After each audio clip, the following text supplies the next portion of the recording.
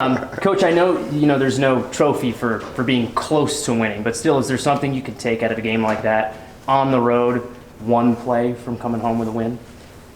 Yeah, you can take everything away from a game, win or lose, but you're right, there's no trophies, and we're there to win the football game. This was another case, something we've been talking about the last few weeks, of takeaways. I think now it's up to 9 in the last 3 after a stretch where there weren't very many takeaways for the defense. Did something change, something improve a few games back that's led to that? No, we've been practicing the same way. I guess the good Lord blessed us that day, opportunistic.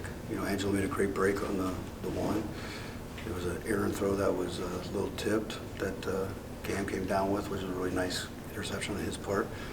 And then it was a great job by Angela stripping that thing. And then our guy Lovelace seems like he's always supposed to be where he's supposed to be. Every week. The ball. Yeah. It would have been good if he went and tried that spin move on the quarterback and just ran it in for the touchdown. But it's just you keep practicing, you keep working on them, and then they come in streaks. When I was up north, we had the longest streak in the country for, I don't even know if it's still a record, it was like 50-some in a row.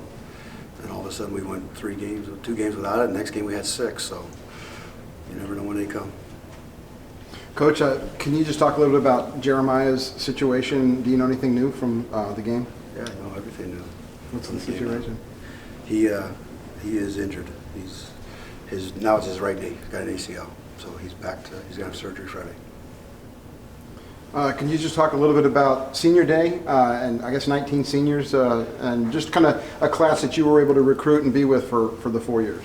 Yeah, it's kind of like that's the great thing about coaching. They turn into your kids, and they really do turn into your kids. It's kind of like when they're getting ready to go away to school or something. They're leaving you for the last time, so it's very sentimental, and I'm very appreciative of everything they've given to the program and the culture they changed here. So it's always tough when they're say goodbye, but at the end of the day, we talked to them about distraction control, which over this side of my mouth, it's sentimental, and I'm going to miss them over here. That's a distraction, and we got to get back on with the game then after the ceremony.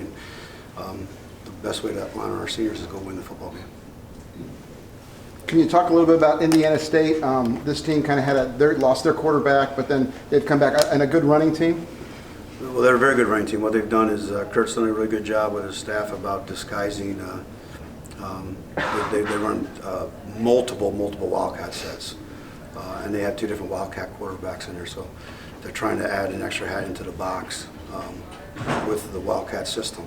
So they'll take him out. Sometimes they'll put the quarterback in there, but most times they'll take the quarterback out when they're going to run the football with the Wildcat situation and stuff. So we got to be on our toes and make sure we're prepared because Southern Illinois did a really good job with their kids. So we got to do a good job of stopping their running game. Just talk a little bit about senior day, and you've been here for as long as you have, and did this be your last Bears game?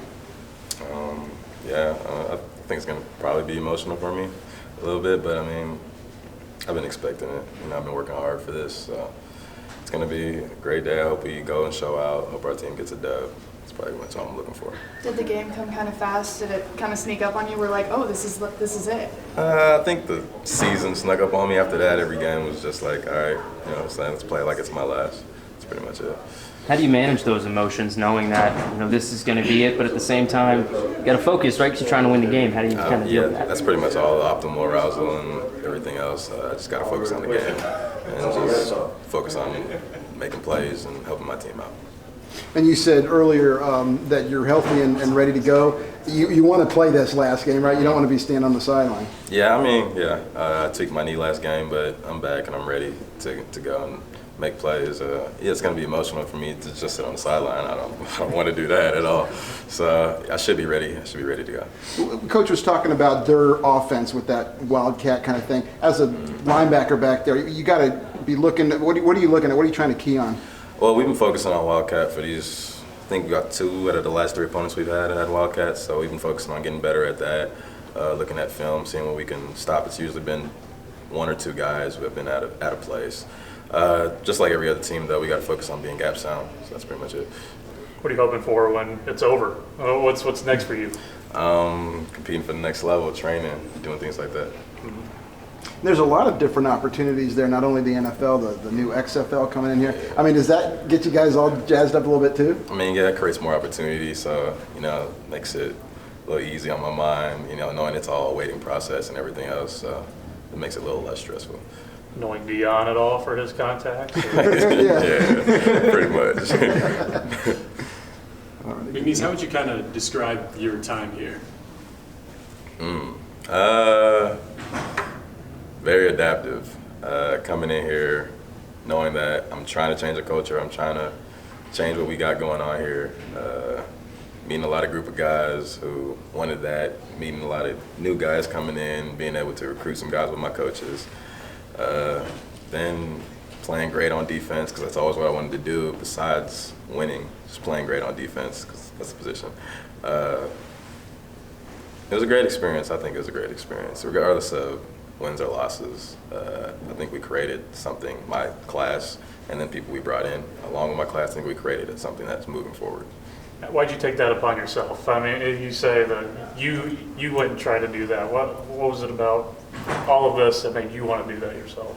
I just like change, and I like being able to adapt to things, and I don't like being stagnant, and I mean that's just me. So upon doing that, I was just like, okay, I'll take the challenge. Might as well. What about academically at Missouri State? Graduating, what are you graduating with for there? I don't know yet, honestly. It's more so somewhere in the sports world. Yes, sir. You guys have talked a lot about that culture change. Pretty much every week someone brings it up. What has that exactly looked like for you guys behind the scenes when we're not there every single day? Positivity, man. Knowing that everybody got your back. Seeing less heads down. And then coming back out Sunday, practicing, going hard. Next practice, not giving up. Knowing that, like, I just got to look at you and you know what I'm saying, you know, things like that. All right, so Matt, just kind of thoughts going into your final week here at Missouri State football. Honestly, I'm emotional. I've been emotional since the last game. Honestly, since the end of last game, I've been emotional. But I just can't wait. I can't wait to ride out like one last ride with my brothers. What's this whole process been like for you from freshman year to now? Well, I got here my junior year because Okay. I came from junior college, but the process for me has been growth. I mean, I've grown as a man, as an athlete, as a teammate, all of that since I've been here. It really just made me a better person overall. You took a deep breath when we asked you that. So how are you kind of coping with that away from us? You said what? How are you kind of coping with that, with this being your last game when you're not being asked about it? Yeah, right there. Yeah. I'm coping with it, but honestly, I'm going to train afterwards. I'm trying to get to the next level, make something work out in my life. The culture change has been something that you guys have brought up pretty much every week, like Amanda was saying before. As you came in kind of in the middle of this class's time here, what have you seen from when you first got here and we're just getting used to everybody to what you see now as you're on your way out the door? I would say initiation. I mean, initiation, more people were stepping up, more and more stepping up. There's one senior class left.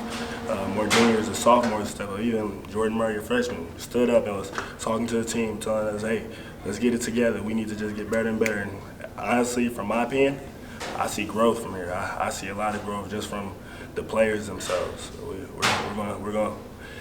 We're gonna do something. We're gonna do something good. I can't wait, for real, because I just want to see how they do. I love all them boys. So what's kind of the process like? You're going into your final game your senior year. Do you start looking at pro days, or you start getting calls, or what's that process like of trying to get to the next level? Well, as of right now, I'm just looking at training after, looking for somewhere to train after. I'm probably gonna train here for a little bit, move around, probably the country a little bit, and then look for a pro day. Hopefully I get invited to a bowl game or something like that, gain some weight, and then I can go to the comeback here for the pro day. So yes, sir. So do you think after Indiana State you're going to kind of take a couple of moments out there on the field and just recollect all the memories that you've had out there? Oh yes, sir. I'm gonna be out there bursting in tears. I'm not gonna lie to you guys. I already know I'm an emotional guy, so yes, I'm gonna be out there bursting in tears. I will just taking every moment I can with my brothers. And what have you seen from the Sycamores on tape? On tape, I can see they're aggressive. They're really aggressive, and I mean, I like it. I like aggression.